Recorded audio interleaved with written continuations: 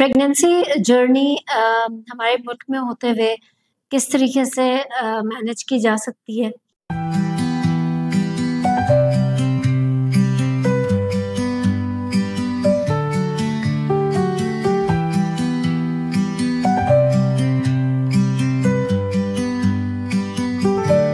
इसके अंदर सबसे पहले इम्पॉर्टेंट है कि हम 2 कैटेगरी में डिवाइड करें कि it's a low risk pregnancy या high risk pregnancy. Low risk pregnancy में फर्दर हम इसको ट्राइमेस्टर वाइज़ लेके चलते हैं, यानी first trimester, second trimester and third trimester.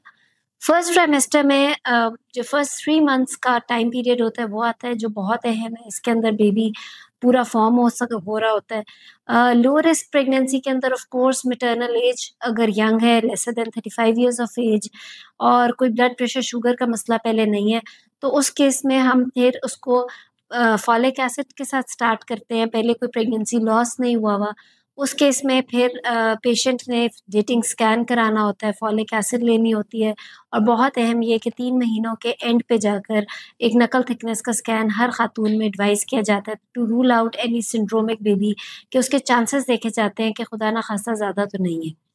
उसके बाद सेकंड ट्राइमेस्टर आता है। Second trimester is a better trimester for mother. उसकी वजह ये है कि उसमें फीमेल बहुत हेल्दी फील करती है। नॉज़िया, वॉमिटिंग जो मोस्टली फर्स्ट ट्राइमेस्टर में होता है, सेकंड ट्राइमेस्टर में वो सेटल डाउन हो चुका होता है, तो आपको डॉक्टर ज़्यादा हेल्दी डाइट की तरफ एनकरेज करते हैं। सेकेंडली साथ-साथ आपको आयरन और कैल्शियम स्टार्ट कर दी जाती है, और इसमें जो अहम बात है वो ये है कि आप 5th मंथ में एक एनॉमली स्कैन कराते हैं जिसमें पूरे बेबी की मेजरमेंट्स, हर ऑर्गन की ब्लड सप्लाई, एक-एक चीज़ देखी जाती है कि खुदा ना ख़ास्ता कोई एब्नॉर्मैलिटी तो नहीं है बेबी में। ऑफ़ कोर्स 20% केसेज़ नहीं भी पिक होते बिकॉज़ ऑफ अल्ट्रासाउंड, लेकिन मेजॉरिटी अगर खुदा ना ख़ास्ता कोई ग्रॉस एब्नॉर्मैलिटी हो तो वो पिक हो जाता है, ताकि अकॉर्डिंगली फिर फ़ैसला किया जाए कि इस बेबी को आगे किस तरीके से लेके चलना है।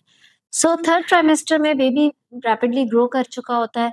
मदर का पोस्चर इम्पॉर्टेंट है, जिसमें लेफ्ट साइड पे करवट लेके लेटना है ताकि मदर का ब्लड बच्चे को तेज़ी से जाए, वो बहुत इम्पॉर्टेंट है। उसके अलावा बेबी की मूवमेंट्स थोड़ी इम्पॉर्टेंट हो जाती हैं कि इस बात का ख़्याल रखा जाए कि क्या आज बेबी उतना ही एक्टिव है जितना कि कल के दिन था, ताकि अगर कहीं सुस्त बेबी लगे या कम मूवमेंट लगे तो फ़ौरन हॉस्पिटल जाएँ या अपने करीबी डॉक्टर को बताएँ।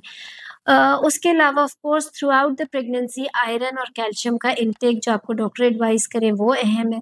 ब्लड टेस्ट जो आपके मंथ में 1 दफ़ा अगर हो रहे हैं, या फर्स्ट ट्राइमेस्टर में हो या सेकंड ट्राइमेस्टर में और थर्ड ट्राइमेस्टर में, according to the clinical scenario जिस तरह आपको एडवाइस किया जा रहा है, तो वो ब्लड टेस्ट कराए जाते हैं।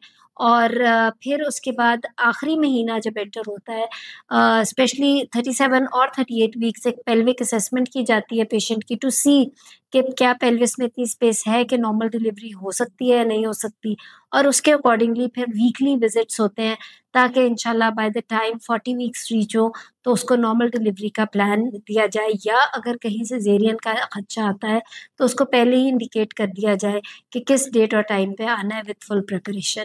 तो ये पूरा एक प्रेगनेंसी जर्नी होता है जिसमें डॉक्टर की एडवाइस को फॉलो करना बहुत अहम है, और साथ रेगुलर मेडिसिन इनटेक और रेगुलर फ़ॉलो-अप चेकअप्स बहुत अहम है for healthy mother and healthy baby.